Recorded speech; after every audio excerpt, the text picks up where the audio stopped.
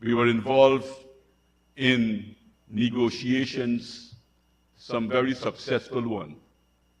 And one of the last negotiations that she was with me in 2015, January 2015, was on our visit to India, when we negotiated the road that has just been completed from Ogle.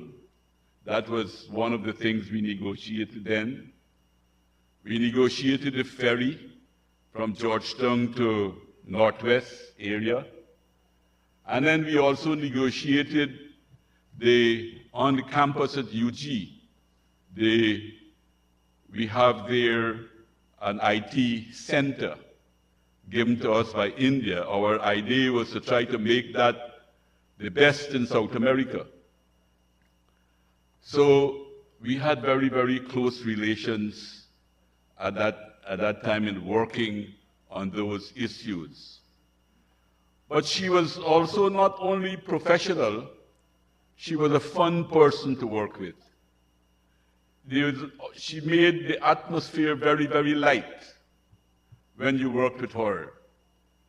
And like all of us, she had her weakness, and she and I had one similar kind of weakness.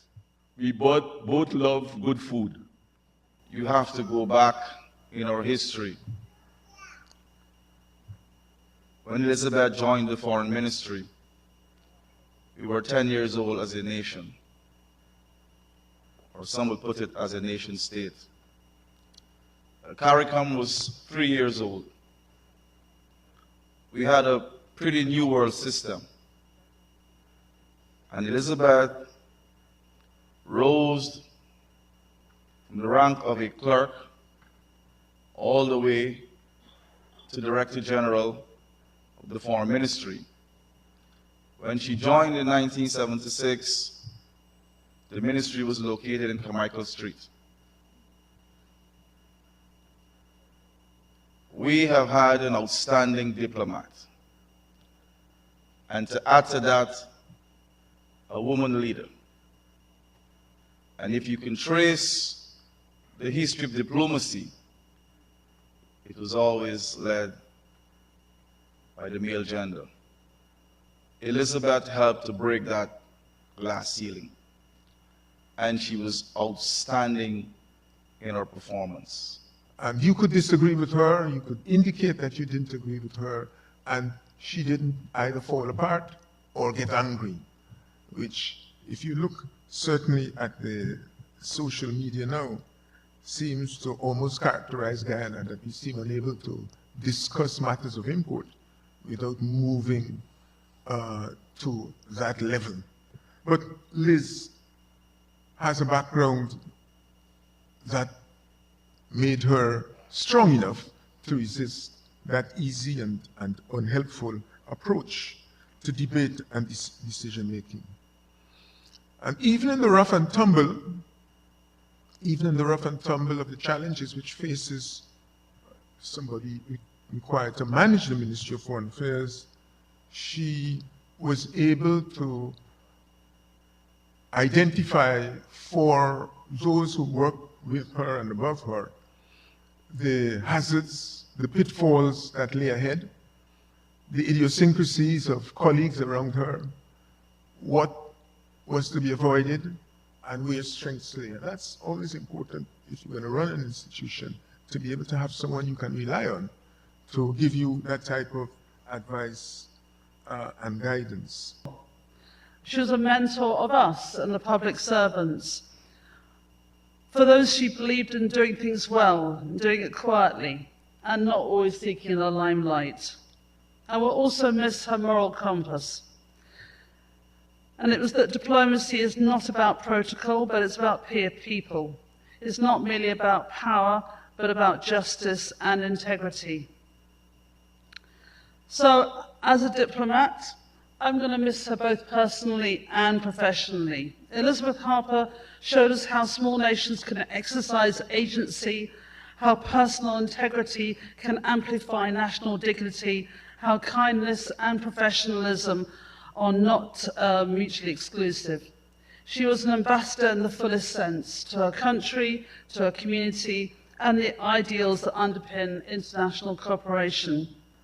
We see now, in the outpouring of tributes from government, from civil society, from people who knew her well, and those whose lives she touched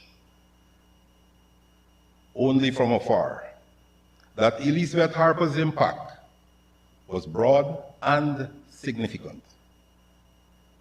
That the highest offices of the land, our neighbors, neighboring countries, that is, international partners, all mourn her loss, speaks volumes about the kind of person she was.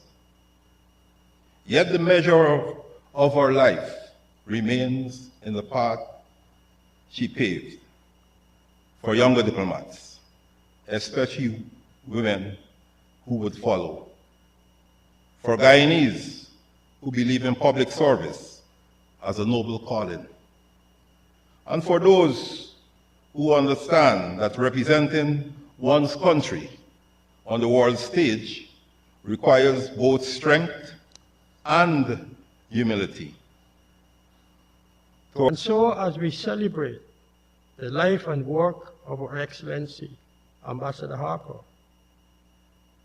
I say goodbye for now. Emphasis on for now. I thank her for the wise pieces of advice she shared with me over the years. I will surely miss her voice and laughter over the phone.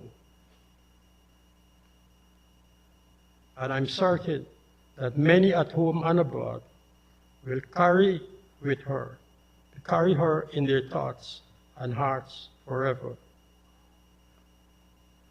We owe a debt of gratitude to Mark, Melissa, Regan, Natasha, Jason, and Michelle, and her grandchildren, Kaya, Sophie, and Nivi, who so generously and at great sacrifice allowed Elizabeth, their mom and wife, and grandma, to spend many a night and many a day away from family and home, principally because of travel duty in service to our country and people. Rest in peace, Elizabeth.